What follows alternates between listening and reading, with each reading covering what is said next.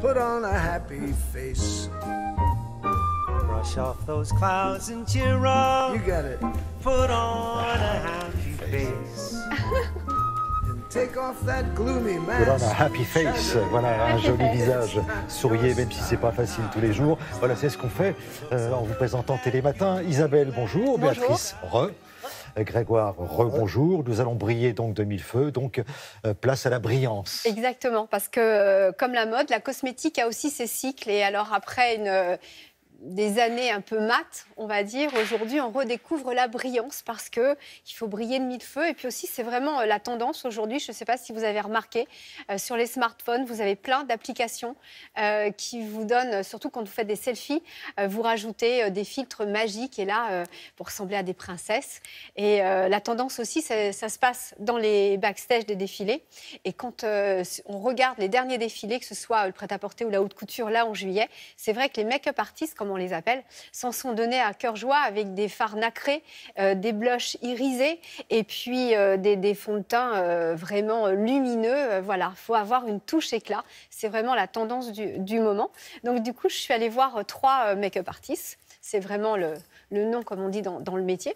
Et à chacune, je leur ai demandé de nous expliquer comment on peut travailler justement ces fards, ces blushs, ces fonds de teint et nous donner leurs petites astuces. Regardez.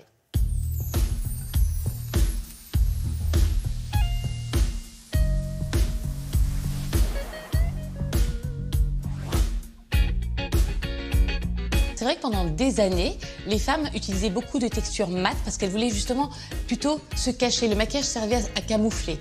Maintenant, la brillance sert vraiment surtout à illuminer et à mettre en valeur. Les femmes n'ont plus envie de se cacher, elles ont envie d'être sublimées, d'être belles, et du coup elles utilisent de la brillance pour mettre en valeur leurs atouts.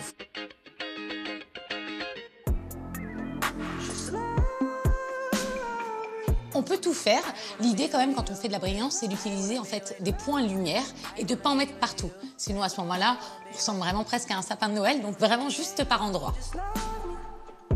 Chez Bowiban, on utilise vraiment beaucoup de produits qu'on appelle le glow. On a des textures crème, des textures poudre et on utilise localement. Comme la brillance doit être vraiment que locale, il faut d'abord avoir une base de teint bien unifiée et naturelle. Les petites astuces, il faut toujours le mettre plutôt sur le bombé, donc au niveau des petites pommettes, éventuellement un petit peu sur les yeux si on a envie, mais du coup il faut équilibrer. Si les joues sont brillantes et les yeux un peu brillants, il faut que les lèvres soient mates.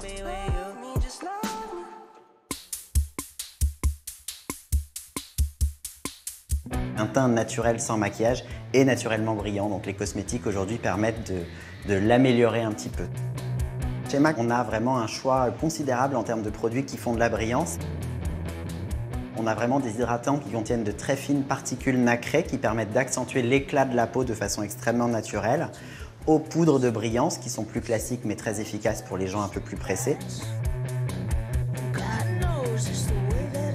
Et un produit chouchou sur les défilés qu'on utilise depuis des années et qu'on vient d'enrichir de très petites nacres aussi. Donc c'est un spray qu'on va appliquer en fin de maquillage et qui donne un voile de glow très naturel sur la peau. Donc ça donne un coup de peps, c'est parfumé, ça sent bon et en même temps ça apporte une touche de glowy au maquillage.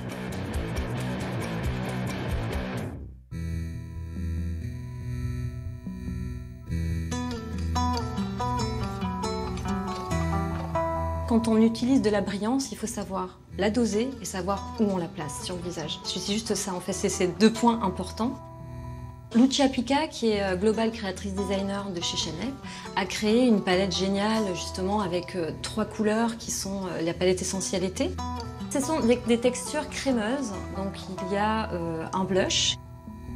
Il y a 3 couleurs, une couleur rouge rosé qu'on utilise un petit peu sur la bouche et un petit peu sur le blush.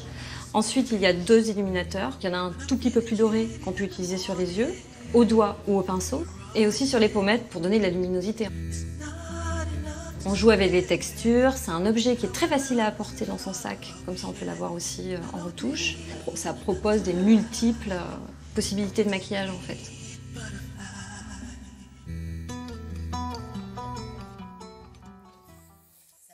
Ah non, c'est magnifique, hein, on est tous admiratifs, mais là on a affaire à des make-up artistes. Mais- Est-ce qu'à la maison, on arrivera à Alors justement, ce résultat? il faut savoir doser la brillance. Là, en ce moment, c'est vrai qu'il y a beaucoup de femmes qui vont partir ou qui sont parties en vacances. Même si elles ne partent pas, il fait beau partout, on a plus ou moins la peau allée. Et c'est vrai que la tendance justement de brillance, de doré, ça sublime les peaux bronzées. Donc c'est le moment ou jamais de tester où poser son fard pour les yeux, pour son blush. Puis vous avez vu, avec 3 produits, on peut les mettre aussi bien sur les yeux, la bouche, le teint, les pommettes. En plus, c'est économique. Et la tendance, c'est la tendance, puisqu'on a essayé de Ah, prononcer la le mot tendance glowy.